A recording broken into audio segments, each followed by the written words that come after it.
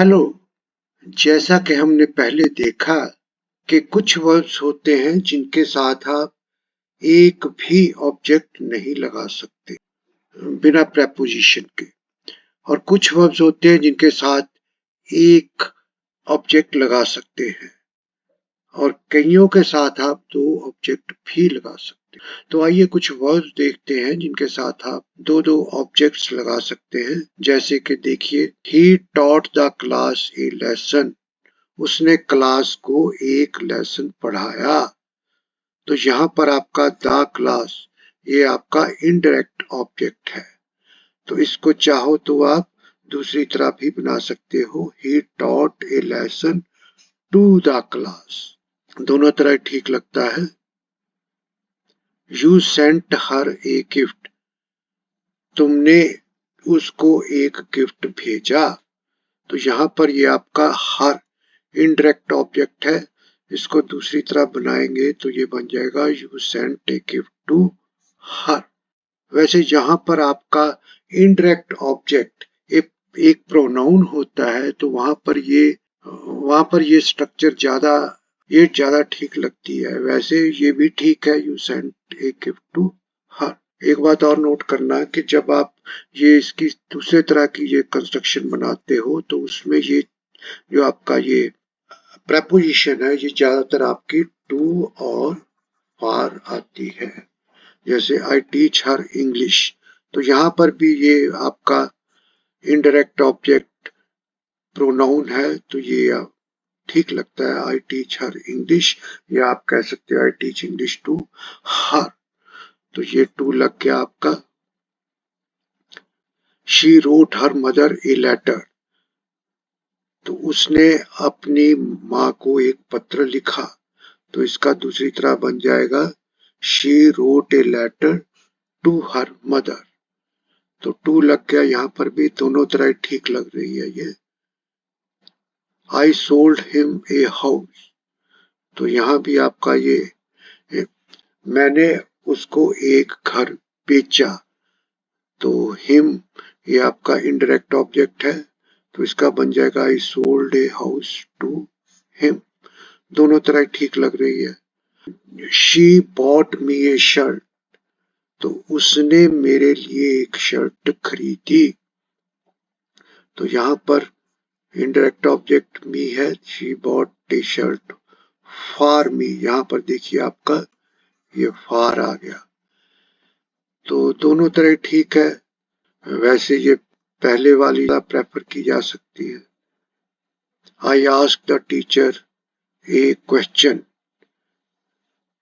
तो यहाँ पर ये द टीचर आपका इनडायरेक्ट ऑब्जेक्ट है। मैंने टीचर से एक प्रश्न पूछा, तो I asked a question to the teacher, they found me a job. तो मी ये आपका इनडायरेक्ट ऑब्जेक्ट है, they found a job for me होगा, यहाँ पर फॉर आए। उन्होंने मेरे लिए एक जॉब ढूंढी। आई मेड हर कॉफी, मैंने उसके लिए कॉफी बनाई। तो इसको दोनों तरह ठीक लगेगा, I made coffee for her, मैंने उसके लिए कॉफी बनाई। आई थ्रू हिम ए पार्टी, मैंने उसके लिए पार्टी रखी। तो यहाँ पर ये हिम आपका इनडायरेक्ट ऑब्जेक्ट है, I threw a party for him. He showed me his house, me indirect object है, उसने मुझे अपना घर दिखाया। He showed his house to me आ जाएगा। आई ओ हिम 100 रुपीज, मुझे उसके 100 रुपए देने हैं। तो यहाँ पर आपका हिम इनडायरेक्ट ऑब्जेक्ट है, आई ओ 100 रुपीज टू हिम आ जाएगा। आई प्रोमिस्ड हिम ए बाइक, मैंने उसको एक बाइक देने का वादा किया। तो यहाँ पर आपका ये हिम जो है, ये ऐसे I promised a bike to him आ जाएगा। तो जैसे बताया आपको टू या फॉर ही लगता है। The shopkeeper offered me a discount, दुकानदार ने मुझे डिस्काउंट देने का ऑफर दिया। यहाँ पर आप देखिए कि मी है आपका इनडायरेक्ट ऑब्जेक्ट, तो इसका ऐसे बन जाएगा the shopkeeper offered a discount to मी।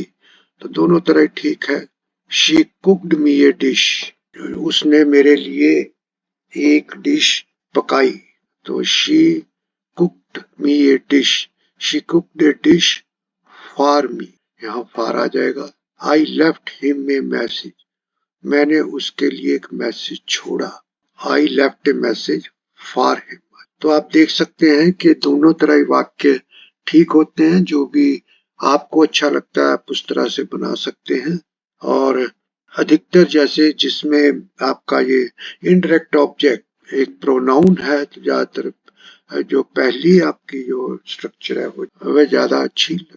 बाकी जैसे आपको ठीक लगे। Verb that do not take two objects, कुछ वर्ब जैसे बताया है कि दो ऑब्जेक्ट नहीं ले सकते। जैसे ये सुजेस्ट है आपका, ये दो वर्ब नहीं ले सकता। तो अगर आप कहोगे आई सुजेस्टेड हिम ए बुक, तो यहाँ पर सुजेस्टेड मैंने उसको एक पुस्तक का सुझाव दिया। लेकिन ये सुजेस्ट जो है आपका वर्ब, ये दो ऑब्जेक्ट्स को नहीं ले सकता, हिम और ए बुक। तो इसके लिए आपको ये दूसरी जो कंस्ट्रक्शन है यही बनानी पड़ेगी। I suggested a book to him, ये पहले वाली आपकी ये गलत है। He described me the method, अब उसने मुझे ये जो मेथड है, प्रक्रिया, ये इसका वर्णन किया। तो यहाँ पर भी ये डिस्क्राइब जो है ये दो ऑब्जेक्ट नहीं ले सकता। तो इसके लिए भी आपको he describe the method to me he चलेगा। ये आपका गलत है।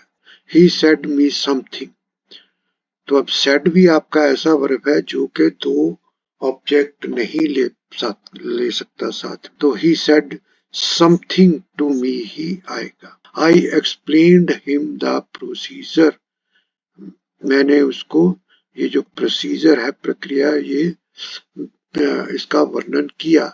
अब एक्सप्लेन भी आपका एक ऐसा वर्ब है जो कि दो ऑब्जेक्ट नहीं ले सकता। तो आप कहोगे explain the procedure to him. तो ये आपको ध्यान रखना पड़ेगा। और वैसे ये आपको प्रैक्टिस से ही पता चलेगा कि कौन से आपके वर्ब्स हैं जो कि दो आपके ऑब्जेक्ट नहीं ले सकते। अब कई बार क्या होता है कि जो आपका इनडायरेक्ट ऑब्जेक्ट है लंबा होता है, तो वहां पर हम कभी भी जो पहले वाला आपका है जो एक साथ दो ऑब्जेक्ट लगाते हैं वो कभी नहीं यूज किया जाता। जैसे आप देखिए यहाँ पर क्या है कि he showed the ticket to the checker standing outside the gate. अब यहाँ पर आप देखिए कि आपका जो इनडायरेक्ट ऑब्जेक्ट है वो है the checker standing outside the gate. तो यहाँ पर आपकी यही कंस्ट्रक्शन ठीक रहेगी। यदि यही होता कि he showed the ticket to the checker, उसने चेकर को टिकट दिखाई, फिर तो आप कह सकते थे कि he showed the checker the ticket, फिर आपका चल सकता था। लेकिन यहाँ ये पूरे का पूरा बीच में लगाना उचित नहीं माना जाता। जैसे आप कहोगे ही showed the checker standing outside the get the ticket, ये बिल्कुल ठीक नहीं लगता। तो आप यही कहोगे कि he showed the ticket to the checker standing outside the gate, उसने अपनी टिकट चेकर को दिखाई जो कि बाहर खड़ा था। अब देखिए I gave sweets to the children sitting in the class, तो मैंने जो बच्चे क्लास में बैठे थे उनको मिठाई दी। तो यहाँ भी आपका जो इनडायरेक्ट ऑब्जेक्ट है काफी लंबा है। तो अगर सिर्फ ये होता है कि I gave sweets to the children, फिर आप कर सकते थे कि I gave the children sweets. आज इतना ही। Thank you.